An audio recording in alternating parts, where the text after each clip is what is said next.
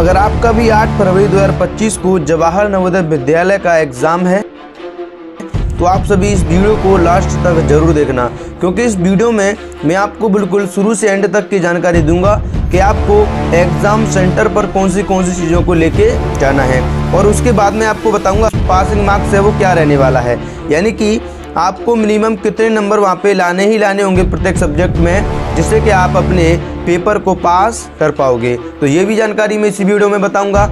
और उसके बाद मैं आपको बताऊंगा कि वहाँ पे आपको पेपर को किस प्रकार से सॉल्व करना है, यानी कि आपको मैं बेस्ट स्ट्रेटजी बताऊंगा कि आपको वहाँ पर पेपर को किस प्रकार से सॉल्व करना है, जिससे कि आप अपने पेपर को अच्छे से कर पाओगे और कम से कम समय में ज़्यादा से ज़्यादा क्वेश्चनों को सॉल्व कर पाओगे। उसके बाद मैं आपको बताऊंगा कि आपका सेफ स्कोर क्या है, यानी कि आपकी जो कट ऑफ है वो क्या रहने वाली है। इस बार आपकी जो कट ऑफ है वो क्या रहेगी, जनरल की कट ऑफ क्या जाने वाली है, ओबीसी की कट ऑफ क्या रहेगी, एससी की कट ऑफ क्या रहेगी और एसटी की कट ऑफ क्या रहेगी। तो आप सभी इस वीडियो में लास्ट तक जुड़े रहना, जिससे कि आपके सभी डाउट अच्छे से क्लियर हो जाएंगे। और मैं आपके लिए एक वीडियो और बनाऊंगा जिस वीडियो में मैं आपके लिए पूरे पेपर को सॉल्व करवाऊंगा, और उस वीडियो में आपके लिए ऐसे क्वेश्चंस होंगे जो कि आपको एग्जाम में सीधे सीधे मिलेंगे। तो आप सभी इस वीडियो को लास्ट तक जरूर देखना। और इसके बाद में एक वीडियो और मिलेगी आपको शाम को, तो आप सभी उस वीडियो को भी जरूर देखना, जिससे कि आप अच्छे से अपने पेपर को सॉल्व करके जवाहर नवोदय विद्यालय में जाने के सपने को पूरा कर पाओगे।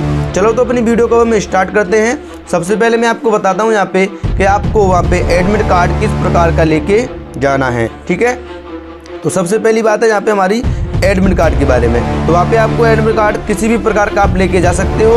आपका एडमिट कार्ड कलर्ड हो चाहे विदाउट कलर्ड हो, यानी कि आपका जो एडमिट कार्ड है वो कलर वाला हो चाहे बिना कलर वाला हो, आप किसी भी प्रकार का वहाँ पे एडमिट कार्ड लेके जा सकते हो, आपको कोई समस्या नहीं होगी। उसके बाद बात करते हैं हम अपने एग्ज़ाम टाइम के बारे में। आपको जो एडमिट कार्ड मिलेगा उसमें आपका जो टाइम है वो दिखा हुआ होगा कि आपका जो पेपर है वो 11 बजे स्टार्ट होगा सुबह और 1:30 बजे यानी कि 1:30 पर समाप्त हो जाएगा। यानी कि आपका जो पेपर है वो कब स्टार्ट होगा, 11 बजे स्टार्ट होगा और 1:30 पर समाप्त हो जाएगा। उसके बाद बात करते हैं हम अपने रिपोर्टिंग टाइम के बारे में कि आपका जो रिपोर्टिंग टाइम है वो क्या रहने वाला है। आपको किसी बच्चे का जो रिपोर्टिंग टाइम है वो उसमें 10 बजे का दिखाएगा, कुछ बच्चों का 10:30 बजे का दिखाएगा, लेकिन आपको वहाँ पे 10 बजे ही पहुँच जाना है। अगर ऐसा हुआ कि आपको रास्ते में ट्रैफिक वगैरह मिला तो आप हो सकता है कि लेट हो जाओ। इस प्रकार अगर आप लेट हो गए तो आपको वहाँ पे एग्ज़ाम नहीं दिया जाएगा, इसलिए आप वहाँ पर 10 बजे ही पहुंच जाइएगा, जिससे कि आपकी अगर कोई भी कमी होगी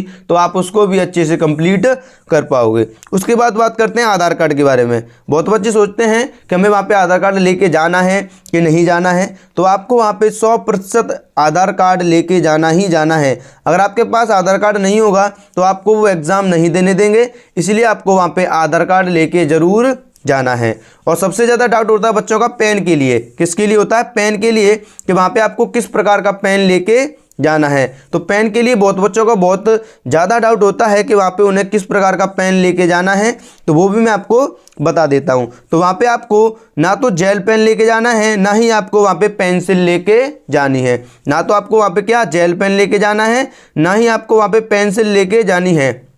देखो मैं आपको बताता हूँ कि आपको जेल पेन क्यों नहीं लेके जाना है, क्योंकि अगर आप जब आपको OMR शीट मिलेगी तो आप क्या करोगे, उस पे गोलों को रंगोगे। जब आप वहाँ पे गोलों को रंगोगे तो क्या होगा, जो जेल पेन होता है वो चारों ओर फैल जाता है। क्या होता है? चारों ओर फैल जाता है और आपका जो आंसर है वो गलत हो जाएगा, यानी कि दूसरे ऑप्शन पर पहुँच जाएगा। इसलिए आपका जो क्वेश्चन है उसका जो आंसर आप टिक करोगे वो बिल्कुल गलत माना जाएगा। इसलिए आपको वहाँ पे जेल पेन और पेंसिल बिल्कुल भी लेके नहीं जानी है। आपको वहाँ पे बॉल पेन लेके जाना है। कैसा पेन? बॉल पेन, यानी कि जो 2 से 3 रुपए का पेन आता है वही पेन आपको वहाँ पे लेके जाना है। और आप वहाँ पर कम से कम 2 पेन लेके ज़रूर जाइएगा। अगर आपका एक पेन ख़राब हो जाता है तो आप दूसरे पेन से अपने पेपर को सॉल्व कर पाओगे। इसलिए आपको वहाँ पे 2 पेन लेके जाने हैं, और वो भी कैसे होनी चाहिए? बॉल पेन होनी चाहिए। कैसे? बॉल पेन होनी चाहिए। उसके बाद बात करते हैं, कुछ बच्चे सोचते हैं कि हम वहाँ पे खाना या पानी कुछ लेके जा सकते हैं कि नहीं जा सकते हैं। तो आप वहाँ पे खाना लेके नहीं जा सकते हैं, लेकिन आप वहाँ पे पानी थोड़ा बहुत लेके जा सकते हैं। आप क्या करना, जब आप अपने एग्ज़ाम को देने जाएं तो आप क्या करना, आप हल्का सा खाना खा के जाना, जिससे कि आपको वहाँ पे नींद नहीं आएगी। अगर आप ज़्यादा खाना खा के गए तो हो सकता है कि आपको एग्ज़ाम हॉल में, यानी कि आपका जो एग्ज़ाम होगा उस कक्ष में आपको नींद आ सकती है। इसलिए आपको वहाँ पे खाना खा के ही जाना है, लेकिन कम खाना खा के जाना है। और वहाँ पे एक पानी की बोतल आप लेके जा सकते हो, जिससे कि आपको जब पानी की प्यास लगे तो आप पानी पी वहाँ पे आप पानी पी सकते हो। इसलिए आप वहाँ पे पानी लेके जा सकते हो। आप एक बोतल पानी की वहाँ पे लेके जा सकते हो, क्योंकि अभी फरवरी का महीना है और दोपहर में गर्मी भी हो जाती है, इसलिए आप वहाँ पे पानी लेके जा सकते हो। ठीक है, उसके बाद बात करते हैं हम अपने वॉच के बारे में। देखो वॉच का बहुत बच्चों को डाउट होता है कि वहाँ पे हम घड़ी लेके जा सकते हैं कि नहीं जा सकते हैं, और हमें किस प्रकार की घड़ी लेके जानी चाहिए। तो देखो सुनो, आपको वहाँ पे आप वहाँ पर घड़ी लेके जा सकते हो, आपको वहाँ पे कोई नहीं रोकेगा। लेकिन आपको एक बात का ध्यान रखना है, आपके पास में टच की घड़ी गलती से भी नहीं होनी चाहिए। आपके पास में टच की घड़ी नहीं होनी चाहिए, आपके पास एक नॉर्मल घड़ी होनी चाहिए। बिल्कुल कैसी वाली? नॉर्मल घड़ी, यानी जो सुई वाली, जिसमें सुई होती हैं और बिल्कुल नॉर्मल घड़ी होती है, वही घड़ी लेके जानी है। आपको कोई टच की घड़ी वहाँ पे लेके नहीं जानी है। अगर आप वहाँ पे टच की घड़ी लेके जाओगे तो आपको वो वहीं पे जमा करानी पड़ेगी, इसलिए आप वहाँ पे नॉर्मल घड़ी लेके जाना। और मैं आपको ये बता दूं, कुछ बच्चे सोच रहे होंगे कि हम वहाँ पे घड़ी लेके ही नहीं जाएंगे, तो आपको घड़ी वहाँ पे लेके जानी है। क्यों? उसका कारण ये है कि आप अपने जब पेपर को सॉल्व करोगे तो आपको पता रहेगा आपने कितने समय में कितने क्वेश्चनों को सॉल्व किया है, आपके पास कितना समय अभी बचा है। इसीलिए आप वहाँ पे एक नॉर्मल घड़ी लेके जरूर जाना। ठीक है, उसके बाद बात करते हैं हम अपने यूनिफॉर्म के बारे में कि आपको वहाँ पे यूनिफॉर्म पहन के जानी है कि आपको विदाउट यूनिफॉर्म में आपको वहाँ पे जाना है। तो आप वहाँ पर यूनिफॉर्म में ही जाना, क्योंकि देखो आपको रोकेगा तो कोई नहीं, लेकिन अगर आप यूनिफॉर्म में जाओगे तो आप एक अच्छे स्टूडेंट दिखोगे, जिससे कि लगेगा कि ये बच्चा अच्छे से अपने एग्ज़ाम को करने के लिए आया है। आपके अच्छे से मैनर्स देखे जाएंगे, जिससे कि वहाँ पे भी जो एग्जामिनर होंगे आपको जो एग्ज़ाम को देखेंगे वो कहेंगे कि अच्छा जो बच्चा है वो अच्छे से, इसको जुनून है जवाहर नवोदय विद्यालय में जाने का, इसलिए ये बहुत ही अच्छे तरीके से अपने एग्ज़ाम को देने के लिए भी आया है। इससे आपको वहाँ पे पॉजिटिव मोटिवेशन मिलेगा, इसलिए आपको वहाँ पे यूनिफॉर्म में ही जाना है। किस में जाना है? यूनिफॉर्म में ही जाना है। उसके बाद बात करते हैं अपनी दफ्ती के बारे में, यानी कि एग्जाम को करने के लिए आपको वहाँ पे दफ्ती, पैड बोलते हैं इंग्लिश में से, इसे बोले दफ्ती या पष्टा बोलते हैं कुछ बच्चे। तो आपको वहाँ पे दफ्ती या पष्टा कि आप कुछ भी बोलो, आपको वहाँ पे वो लेके जाना है। क्योंकि कुछ स्कूलों में क्या होता है कि वहाँ पर जो दफ्ती होती है वो कैसी होती है, यानी वहाँ पे जो क्या होता है, वो बेंचें होती हैं वो कैसी, थोड़ी सी ख़राब होती है। इसलिए आपको वहाँ पे इस प्रकार की कोई दफ्ती लेके जानी है, कोई नॉर्मल सी दफ्ती लेके जानी है। आपको वहाँ पे कोई भी ऐसी दफ्ती नहीं लेके जानी जिस पे कि कुछ ज़्यादा लिखा हुआ हो। आपको एक नॉर्मल सी दफ्ती वहाँ पे लेके जानी है। इस प्रकार की यानी कोई नॉर्मल सी दफ्ती लेके जानी है, यानी इसे पष्टा बोलते हैं। इस प्रकार का होता है ये, आपको वहाँ पे ये लेके जाना है, जिससे कि आप इस पर अपने पेपर को रख के अच्छे से कर पाओगे। ठीक है, उसके बाद बात करते हैं, हमारे जे भी डाउट आपको अच्छे से क्लियर हो गया होगा। उसके बाद बात करते हैं रफ पेज के बारे में। अब देखो कुछ बच्चे सोचते हैं कि हमें वहाँ पे रफ पेज लेके जाना है कि नहीं, यानी कि हमारा जो पेपर होगा हम अपने आंसरों को कहाँ पे सॉल्व करेंगे। तो इसके लिए भी आपको कोई रफ पेज लेके नहीं जाना है। आपको जो पेपर मिलेगा उसी पे लास्ट में लिखा हुआ होता है कच्चा वर्क लिखा होगा, या कच्चा यानी कि रफ वर्क लिखा होता है पीछे, वहीं पर आपको अपना रफ वर्क करना होता है। आपको वहाँ पे रफ पेज भी लेके नहीं जाना है। आपको जो रफ पेज है वो कहाँ पे करना है, वहीं पर जो आपका पेपर मिलेगा उसी पे लास्ट में आपको अपना रफ वर्क करना होता है। उसके बाद बात करते हैं कि जो रफ वर्क है वो आपको कहाँ पे करना है। तो मैंने आपको बता ही दिया, आपके जो रफ वर्क है आपको कहाँ पे करना है, पेपर पर करना है। जो आपको पेपर मिलेगा उसी पर करना है। जो आपको OMR सीट मिलेगी, आपको जो OMR सीट मिलेगी उस पर गलती से भी आपको रफ वर्क नहीं करना है। कुछ बच्चे क्या करेंगे, जो OMR सीट होती है उसको दूसरी साइड जो उसकी होती है पीछे से, वो कैसी होती है, खाली होती है। तो कुछ बच्चे क्या सोचते हैं, इस पर हम अपना रफ वर्क कर लेते हैं। अगर आपने वहाँ पे अपना रफ वर्क अपनी OMR सीट पर कर दिया तो वहाँ पे आपको क्या होगा, आपका जो पेपर है वो गलत कर देंगे। वो आपकी जो OMR सीट है उसको चेक ही नहीं करेंगे। इसलिए आपको जो अपना रफ वर्क है वो पेपर पर ही करना है। ठीक है, तो देखो मैंने आपके लिए पूरी जानकारी बता दी है कि आपको एग्जाम सेंटर पर कौन सी चीज़ों को लेके जाना है। अब हम बात करते हैं अपनी पासिंग मार्क्स के बारे में कि आपको जो पासिंग मार्क्स है वो क्या है, यानी कि आपको प्रत्येक सब्जेक्ट में कम से कम कितने नंबर चाहिए जिससे कि आप अपने जवाहर नवोदय विद्यालय के जाने को सपना जो जवाहर नवोदय विद्यालय का आपका जाने का सपना है उसको पूरा कर पाओगे। तो देखो, सबसे पहले मैं आपको एक बात और एक रिक्वेस्ट और करूंगा। देखो, मैं आपके लिए वीडियो बनाने में हमें बहुत ज़्यादा समय लगता है, क्योंकि सबसे पहले मैं वीडियो बनानी पड़ती है, उसके बाद में हम इसके लिए एडिटिंग करते हैं, उसके बाद में आपको जो वीडियो मिल पाती है। तो मेरी आपसे रिक्वेस्ट है कि आप सभी इस वीडियो को अपने उन भाई बंधुओं में शेयर जरूर कर देना जो सभी नवोदय विद्यालय, सैनिक स्कूल, आरएमएस स्कूल, इन सभी विद्यालयों की एंट्रेंस एग्जाम की तैयारी करते हैं और जो आने वाले एंट्रेंस एग्जाम की तैयारी करेंगे, यानी 2026 में जो जवाहर नवोदय विद्यालय का एग्जाम होगा, उन सभी को इस चैनल के बारे में जरूर बता देना, क्योंकि इस चैनल पर आपको इसी प्रकार की वीडियोस मिलती रहती हैं। और मैं अपना जो सिलेबस है वो भी इसी वीडियो पर आपको इम्पोर्टेंट जो पेपर है वो भी मैं करवाता हूं। तो आप सभी इस वीडियो को उनको शेयर जरूर कर देना और आपसे मेरी रिक्वेस्ट है कि आप सभी इस चैनल को सब्सक्राइब जरूर कर लेना। हमारे इस इतनी मेहनत के लिए आप इस चैनल को सब्सक्राइब जरूर कर देना और इस वीडियो को लाइक भी जरूर कर देना, जिससे कि मैं आपके लिए इसी प्रकार की और भी वीडियोज़ बनाता रहूँगा। हमें भी आपके लाइक से, आपके सब्सक्राइब से मोटिवेशन मिलता है, क्योंकि हमें इसके लिए कोई चार्ज तो आपको देना नहीं होता है, आपको केवल वीडियो को लाइक करना है और चैनल को सब्सक्राइब करना है। तो मुझे पता है कि आप सभी अच्छे बच्चे हैं, आप सभी चैनल को सब्सक्राइब जरूर कर लेना, ठीक है। तो चलो हम अपनी पासिंग मार्क्स के बारे में बात करते हैं कि आपको सबसे पहले ये बात पता होना चाहिए आपका जो कितने सब्जेक्ट आपके एग्जाम में आते हैं। सबसे पहले आपका आता है इंग्लिश आएगा, वहाँ पे आपको हिंदी भी आपको वहाँ पे मिलेगी, मैथ मिलेगा और साइंस मिलेगी। तो अब आप बात करते हैं क्वेश्चंस के बारे में, क्वेश्चंस कितने आते हैं। तो आपको ये भी पता होना चाहिए कि आपका जो पेपर है वो कितने नंबर का होता है, आपको कौन सा सब्जेक्ट कितने नंबर का आता है। तो सबसे पहले बात करते हैं इंग्लिश की। तो इंग्लिश के वहाँ पे आपको 15 क्वेश्चंस मिलेंगे। कितने क्वेश्चंस मिलेंगे? 15 क्वेश्चंस मिलेंगे, जो कि 15 नंबर के होंगे। वो ऐसा इसीलिए क्योंकि जो 6 क्लास एंट्री वाला होता है उसमें एक नंबर कितने मार्क्स का होता है, यानी जो एक क्वेश्चन होता है वो कितने मार्क्स का होता है? 1.25 का होता है। लेकिन जो 9th क्लास के लिए होता है उसमें एक क्वेश्चन 1 नंबर का ही होता है। तो जो 15 क्वेश्चन होंगे वो 15 नंबर के होंगे। हिंदी के भी 15 क्वेश्चन आएंगे, जो कि भी कितने नंबर के होंगे? 15 नंबर के होंगे। और जो मैथ के क्वेश्चन आते हैं वो भी कितने नंबर के होंगे? वो भी हमारे 35 नंबर का मैथ आता है। यहाँ पे कितने नंबर का? देखो, हिंदी और इंग्लिश तो बहुत कम आती है, 15 नंबर की आती है, लेकिन जो मैथ और साइंस है उसके 35 यानी कि 35 क्वेश्चंस आते हैं, जो कि 35 नंबर के ही होते हैं। कहने का मतलब हमारा ये है कि आपको वहाँ पे 100 क्वेश्चंस मिलेंगे और आपको उनके लिए 100 नंबर ही होते हैं। आपके वहाँ पे कितने नंबर होते हैं? 100 नंबर। अब बात करते हैं पासिंग मार्क्स के बारे में कि वहाँ पे जो पासिंग मार्क्स है वो क्या है। तो आपको अच्छे से देखना है। तो आपको प्रत्येक सेक्शन में पास होने के लिए मिनिमम यानी कि कम से कम 40% नंबर तो लेके आने ही आने पड़ेंगे। अगर आपके इससे कम नंबर आते हैं तो आपके भले ही कितने नंबर आ जाए कट ऑफ से ऊपर, आप जवाहर नवोदय विद्यालय में एडमिशन नहीं ले पाओगे। जैसे मैं आपको बताता हूँ कैसे।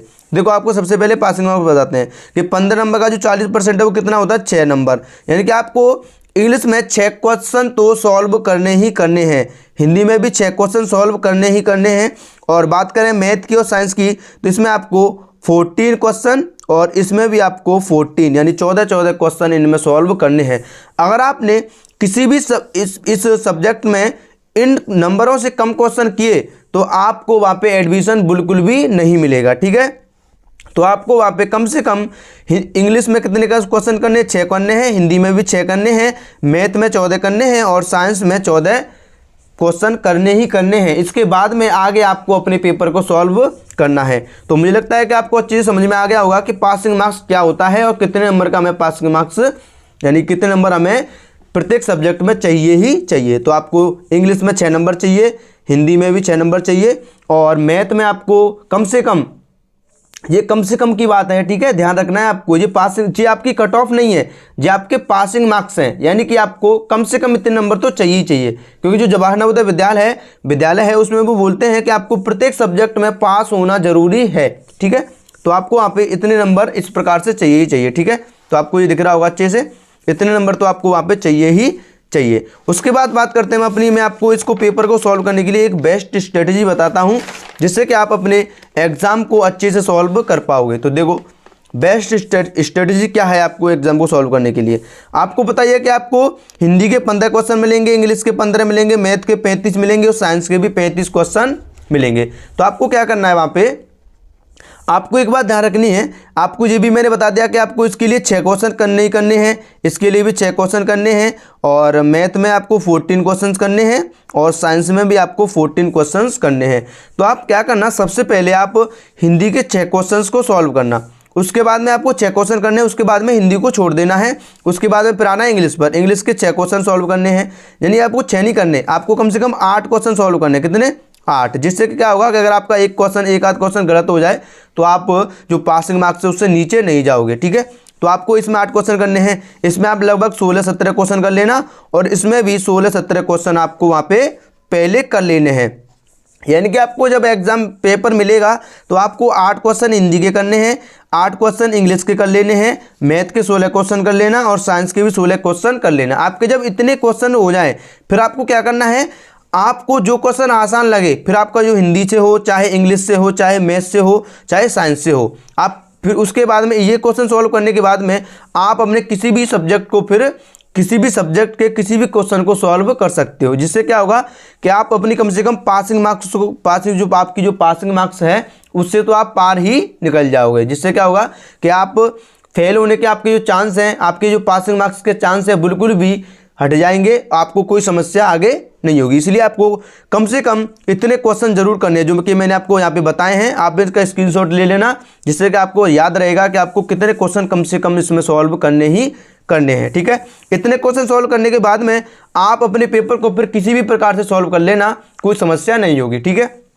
तो ये भी आपको अच्छे से समझ में आ गया होगा कि आपको पेपर को किस प्रकार से सॉल्व करना है। चलो उसके बाद में आपको जो लास्ट बात है वो बताता हूं कि आपका जो सेफ स्कोर है वो क्या रहने वाला है इस बार का आपका जो सेफ स्कोर है, यानी कि आपकी जो कट ऑफ है वो क्या रहने वाली है। तो आपको अच्छे से ध्यान रखना है कि जो बच्चे जर्नल से हैं, यानी कि जो बच्चे जनरल कैटेगरी में आते हैं, उन बच्चों को कम से कम पास होने के लिए सेफ स्कोर क्या रहेगा, उन बच्चों का जो सेफ स्कोर है वो है 84 से लेके 87। यानी कि उन सभी बच्चों को जो जनरल कैटेगरी से बिलोंग करते हैं, उन सभी बच्चों को कम से कम 84 से ऊपर ही क्वेश्चनों को सॉल्व करना है। यानी कि आपको 84 क्वेश्चन से ऊपर क्वेश्चनों को सॉल्व करना है, तभी आपका चांस बनेगा कि आप जवाहर नवोदय विद्यालय में अपने जाने के सपने को कंप्लीट कर पाओगे। उसके बाद बात करते हैं हम अपनी ओबीसी के बारे में। ओबीसी के बच्चों को कितने क्वेश्चन, यानी कि जो ओबीसी कैटेगरी के बच्चे होते हैं उनको कम से कम कितने नंबर लेके आने हैं जिससे कि वो कट ऑफ को पार कर पाएंगे और अपने जवाहर नवोदय विद्यालय में एडमिशन ले पाएंगे। तो आपको क्या करना है, आपको कम से कम 81 से लेके 84 क्वेश्चन तक, यानी कि आपको कम से कम 81 क्वेश्चन से तो ऊपर सॉल्व करने ही करने हैं, जिससे कि आप अच्छे से अपने जवाहर नवोदय विद्यालय में एडमिशन ले पाओगे, ठीक है। इस वीडियो के लास्ट में मैं आपको एक बात और बताऊंगा कि जो नेगेटिव मार्किंग इस एग्जाम में होती है कि नहीं। देखो, आपको नेगेटिव मार्किंग के बारे में भी बताऊंगा मैं आपको कि नेगेटिव मार्किंग होती क्या है और उससे आपको किस प्रकार से बचना है, ठीक है। उसके बाद बात करते हैं अपनी एससी के बारे में। जो बच्चे एससी से बिलोंग करते हैं उनको कितने मिनिमम नंबर लेके आने ही आने हैं। तो उनको 75 से लेके 78, यानी 75 से लेके 78 के ऊपर जिन बच्चों के क्वेश्चन सही होंगे उनका वहाँ पे एडमिशन होने का फुल चांस है, ठीक है। तो आपको कम से कम 75 से ऊपर क्वेश्चनों को सॉल्व करना ही करना है, ठीक है। उसके बाद बात करते हैं हम अपने एसटी के बारे में। तो एसटी के बच्चों के लिए 72 से लेके 76 तक इनकी कट ऑफ जाने वाली है। इससे ऊपर आपकी कट ऑफ नहीं जाएगी। तो आपका जो सेफ स्कोर है वो यही है कि आपको 72 क्वेश्चन से, यानी कि 72 क्वेश्चन से ऊपर ही क्वेश्चनों को सॉल्व करना है, जिससे कि आपको कोई समस्या आगे नहीं होगी और आप अच्छे से अपने जवाहर नवोदय विद्यालय में पास हो पाओगे। अब मैं आपको बताता हूं कि जो नेगेटिव मार्किंग क्या होती है, ठीक है। तो आपको अच्छे से देखना है नेगेटिव मार्किंग, क्योंकि नेगेटिव मार्किंग का बहुत ही खतरनाक सिस्टम होता है। जिस एग्जाम में नेगेटिव मार्किंग होती है उस एग्जाम को बच्चों को बहुत ही अच्छे तरीके से सॉल्व करना होता है। अगर आपने नेगेटिव मार्किंग पर ध्यान नहीं दिया होगा तो आपके नंबर हैं जो सही क्वेश्चनों के वहाँ पे कट जाते हैं। इसलिए आपको क्या करना है, देखो, तो सबसे पहली बात, आपका जो पेपर है जवाहर नवोदय विद्यालय का, आपका 6th क्लास एंट्री के लिए हो चाहे आपका जो 9th क्लास एंट्री के लिए एग्जाम हो, इसमें नेगेटिव मार्किंग नहीं होती है। तो इसमें नेगेटिव मार्किंग नहीं होती है, आपको कोई समस्या नहीं होगी। आप क्वेश्चन कितने भी सही करें, आपको चाहे कितने भी क्वेश्चन गलत हो जाएं आपका एक भी नंबर एक्स्ट्रा नहीं कटेगा। तो देखो, नेगेटिव मार्किंग का मतलब क्या होता है, जैसे कि आपको मान लो नेगेटिव मार्किंग मान लो 1/4 की हुई, कितनी की हुई, 1/4 की। मान लो नेगेटिव मार्किंग कितनी की हुई, 1/4 की हुई। तो आपने क्या किया, आपने 5 क्वेश्चन किए, उसमें से आपने एक क्वेश्चन को क्या कर दिया, गलत कर दिया। एक क्वेश्चन को क्या कर दिया, गलत कर दिया। तो आपके कितने क्वेश्चन सही थे, 4 क्वेश्चन सही थे। और जब आपकी नेगेटिव मार्किंग होगी ना, तो आपको क्या होगा, आपको पूरे 4 नंबर नहीं मिलेंगे, आपको इसमें से 1/4 इसका घट जाएगा। कितना घट जाएगा, 1/4 घट जाएगा। तो आपका जो 1 नंबर है वहां से आपका कट जाएगा। ठीक है, तो आपको ध्यान रखना है कि नेगेटिव मार्किंग का मतलब क्या होता है। लेकिन आपके एग्जाम में नेगेटिव मार्किंग नहीं है, मैं आपको बार बार बता रहा हूं, आपके एग्जाम में नेगेटिव मार्किंग नहीं है। इसलिए आपको अपने एग्जाम के 100 क्वेश्चंस को भी सॉल्व करना है। आपको एक भी क्वेश्चन को छोड़ना नहीं है, आपको अपने सभी क्वेश्चंस को सॉल्व करना है, जिससे कि आप का एक क्वेश्चन अगर जी मान लो आपके अगर मान लो 80 क्वेश्चन सही हो रहे हो, अगर आपने तुक्के से भी अगर 5 क्वेश्चनों को भी सॉल्व कर दिया, यानी कि आपके 5 क्वेश्चन सही हो गए, तो आपका जो वहाँ पे जवाहर नवोदय विद्यालय में एडमिशन हो जाएगा। मान लो आपकी 84 मेरिट गई है और आपने 80 क्वेश्चन किए, आपने एक भी क्वेश्चन जो आपके नहीं आ रहा था वो नहीं किया, तो आपका क्या होगा, वहाँ पे एडमिशन नहीं होगा। इसलिए आपको वहाँ पे जो क्वेश्चन नहीं आए वो क्वेश्चन भी लास्ट में आपको उनके लिए भी आंसर लगा देना है, जिससे क्या होगा कि अगर आपके 20 क्वेश्चनों में से मान लो आपने 80 क्वेश्चन सही किए और 20 क्वेश्चनों में से आपने 10 क्वेश्चन आपके तुक्के से सही हो जाए, तो आपके नंबर कितने हो जाएंगे, 90 नंबर हो जाएंगे और आपका इजीली यानी बहुत ही आसान तरीके से जवाहर नवोदय विद्यालय में एडमिशन हो जाएगा। तो आप सभी को अच्छे से समझ में आ गया होगा कि आपकी जो मैंने आपको अच्छे से बता ही दिया है कि आपको वहाँ पे कौन सी चीज़ों को लेके जाना है, कौन सी चीज़ों को वहाँ पे नहीं लेके जाना है। तो आप सभी को ध्यान रखना है, आप वहाँ पे वॉच जरूर लेके जाना, लेकिन वॉच आपकी नॉर्मल वॉच होनी चाहिए, कोई टच वाली वॉच नहीं होनी चाहिए। ठीक है, और मैंने आपको एडमिट कार्ड के बारे में बता दिया, आपका जो रिपोर्टिंग टाइम है वो भी बता दिया। आपको वहाँ पे बॉल पेन लेके जाना है, कैसा पेन, वॉल पेन लेके जाना है। मैंने आपको पूरा अच्छे से समझा दिया है। अगर आपको फिर भी कोई डाउट हो तो आप सभी मुझे इस नंबर पर कांटेक्ट कर सकते हो। मैं आपको एक नंबर दे रहा हूं, आप सभी मुझे इस नंबर पर कांटेक्ट कर लेना, जिससे कि अगर आपको कोई डाउट हो तो मैं आपको अच्छे से क्लियर वहां पे कर दूंगा। ये मेरा कांटेक्ट नंबर है, आप सभी मुझे इस नंबर पर कांटेक्ट कर लेना, मैं आपको बताऊंगा अच्छे से अगर आपका कोई डाउट रह जाएगा, तो जिससे कि आप अच्छे से अपने एग्जाम को सॉल्व कर पाओगे। तो मुझे लगता है कि आपको अच्छे से वीडियो समझ में आ गई होगी। अगर आपको वीडियो अच्छी लगी तो वीडियो को लाइक कर देना और इस चैनल को सब्सक्राइब जरूर कर लेना। आपके लिए मैं एक वीडियो और लेके आऊँगा जिसमें कि मैं आपको पूरा जो आपका नवोदय विद्यालय में एग्जाम आने वाला है उसी प्रकार का आपका एग्जाम, उसी प्रकार की आपके लिए मैं एक वीडियो बनाऊँगा, जिससे कि आपको उस पेपर से उसी प्रकार के क्वेश्चंस आपको एग्जाम में मिलेंगे और जिससे आप अपने पेपर को अच्छे सॉल्व कर पाओगे। तो मुझे लगता है कि आपको सभी मेरी जो जानकारी है वो अच्छे समझ में आई होगी। देखो, आप सभी मेरी इस मेहनत के लिए वीडियो को लाइक कर देना, चैनल को सब्सक्राइब जरूर कर लेना और इस वीडियो को अपने भाई बंधुओं में शेयर जरूर कर देना। तो इसी के बाद मिलेंगे हम अपनी अगली वीडियो में, तब तक सभी को जय हिंद, वंदे मातरम।